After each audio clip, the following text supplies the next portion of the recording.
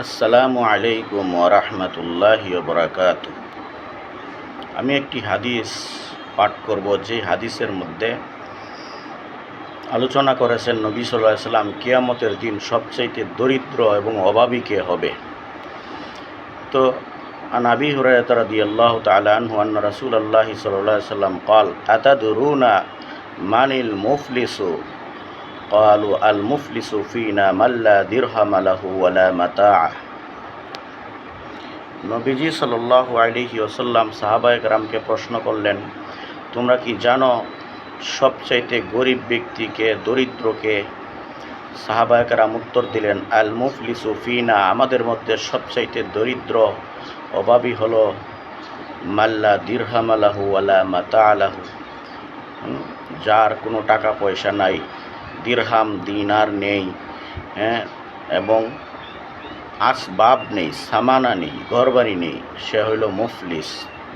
ফাকালা রাসূলুল্লাহ সাল্লাল্লাহু আলাইহি সাল্লাম, নবীজি বলেন, ইন্নাল মুফলিসা মিন উম্মতি মান ইয়াতি ইয়াউমাল কিয়ামাতি বিসলাতিন ওয়া সিয়ামিন ওয়া যাকাতিন।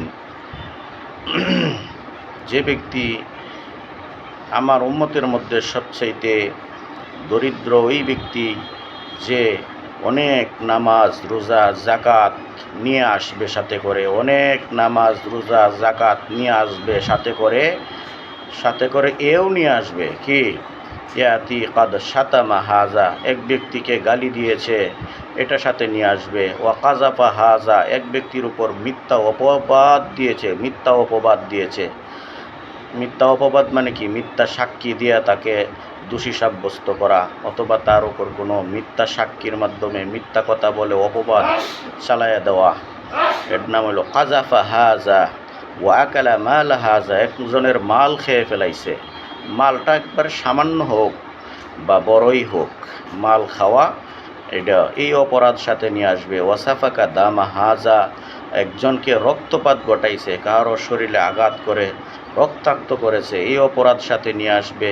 ওয়াদরাবা হাজা, একজনকে অনর্থক মেরেছে, প্রহার করেছে, এটাও সাথে নিয়ে আসবে। তখন কি করা হবে?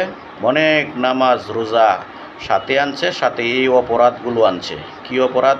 গালি দিছে একজনকে মিথ্যা অপবাদ দিছে, একজনের মাল খাইছে, একজনকে রক্তপাত করছে, আরেকজনকে অনর্থক প্রহার করেছে, এই অপরাধগুলি নিয়ে সাথে আসছে।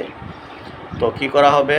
ফায়ুত হাজা মিন হাসানাতিহি, ওই অপরাধ যে নিয়ে আসছে, এই অপরাধে যাদের সাথে অপরাধ করেছে তাদেরকে তার সওয়াব থেকে দেওয়া হবে। যে গালি দিয়েছে, যাকে গালি দেওয়া হয়েছে তাকে সওয়াব দেওয়া হবে।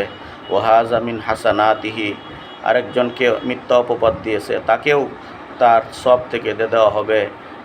ইন ফানিয়া, যখন হাসানাতুহু, যখন তার সওয়াব শেষ হয়ে যাবে, ইন ফানিয়া হাসানাতুহু, সওয়াব যখন শেষ হয়ে যাবে অথচ হকদার শেষ হয় নাই, অপরাধ যাদের সাথে করেছে তাদেরকে এখনো বিদায় করা হয়নি, তখন কি করা হবে? কাবলা ইয়াকজিয়া মা আলাইহি, অপরাধের বিচার শেষ হওয়ার আগেই সওয়াব শেষ। উখিযা মিন খাতায়াহুম ফাতুরিহাত আলাইহি, তখন ওই যে যাদের সাথে অপরাধ করেছে তাদের পাপ, তাদের গুনাহ এনে এনে এই ব্যক্তির, অনেক রোজাদারের অনেক সওয়াবলার মাথায় চাপায়া দেওয়া হবে। সুম্মা তুরিহা ফিন্নার, এরপর জাহান্নামে নিক্ষেপ করা হবে। জাহান্নামে নিক্ষেপ করা হবে। তো এই ব্যক্তি হলো সবচাইতে অভাবী থাকবে। তখন অনেক নামাজ রোজা সাথে নিয়ে আসার পরে তার সওয়াব থাকবে না। সওয়াব মানুষকে বিলায় দিতে হয়েছে, মানুষকে অপরাধের কারণে। তাইলে কিয়ামতের দিন বিচার হবে কিভাবে?